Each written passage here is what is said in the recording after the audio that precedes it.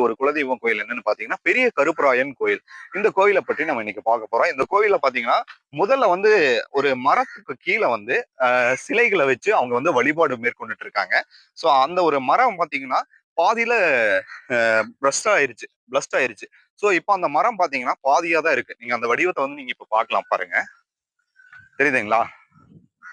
இப்போ அதனுடைய வடிவம் வந்து எங்கேயுமே நீங்க இந்த மாதிரியான ஒரு கோவிலை நீங்க பார்க்கவே முடியாது. மேல தெரியுதுங்களா? தெரியுதுங்களா? மேல வந்து கட் பண்ணியிருக்காங்க. கீழ வந்து பாத்தீங்கன்னா, அந்த ஒரு சிலைய வச்சு பக்கத்துல வந்து நெறைய பேர் வந்து பைரவர் வந்து வச்சிருக்காங்க. பைரவர் சிலைய வந்து பக்கத்துல வந்து வச்சு வழிபாடு வந்து மேற்கொண்டுட்டு இருக்காங்க.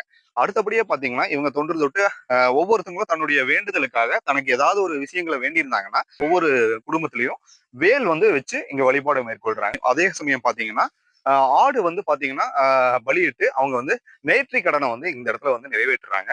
உள்ள வாங்க. அடுத்தபடியா பாத்தீங்கன்னா, இங்க வந்து கருப்பராயன் கோவில்னா நீங்க மேக்சிமம் பாத்தீங்கன்னா, அருவாள் இல்லாம எந்த ஒரு கருப்பராயன் கோயிலுமே இருக்காது. அதற்கு அடுத்தபடியா இங்க வந்து அவங்க மரத்துக்கு கீழ ஒரு வழிபாடு மேற்கொள்ளும் விதமா இங்க வந்து செட் பண்ணி வச்சு, அவங்க வழிபாடு மேற்கொண்டுட்டு இருந்திருக்காங்க. இதற்கு அடுத்து அவங்க என்ன பண்ணியிருக்காங்கன்னு பாத்தீங்கன்னா, ஒரு மேடை மாரி அமைச்சு, சிலை வடிவத்துல கருப்பராயன் அவர்கள வந்து இங்க வந்து நீங்க தரிசனம் மேற்கொள்ற படியா நீங்க இப்ப பாக்குறீங்க. நல்லா அருவாள வச்சுக்கிட்டு கருப்பராயன் அவர்கள் இங்க வந்து காட்சி அமைச்சிட்டு இருக்காரு. ஸோ இந்த கோவில பார்த்தாலே தனியா வந்து யாருமே இங்க வரமாட்டாங்க. ரொம்ப பயப்படுவாங்க. நீங்க உங்களுக்கு தெரியும்னு நினைக்கிறேன். சன் டிவில 90 காலகட்டங்கள்ல நீங்க ஒரு 90ஸ் கிட்ஸா இருந்தீங்கன்னா, அந்த காலகட்டங்கள்ல பார்த்தீங்கன்னா, விடாத கருப்பு அப்படிங்கிற ஒரு தொடர் வந்து மிகப்பெரிய அளவு வெற்றி பெற்று, ரொம்ப பயமும் ஊட்டும் வகையில இருந்துச்சு. சேத்தன் மற்றும் தேவதர்ஷினி அவங்க 2 பேருமே கணவன், மனைவி. அவங்க வந்து அந்த சீரியல்ல வந்து நடிச்சிருப்பாங்க.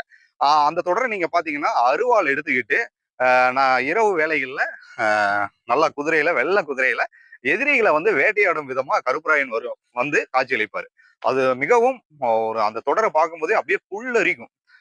அந்த மாதிரியான ஒரு அமைப்புள்ள ஒரு இடம் தாங்க இது.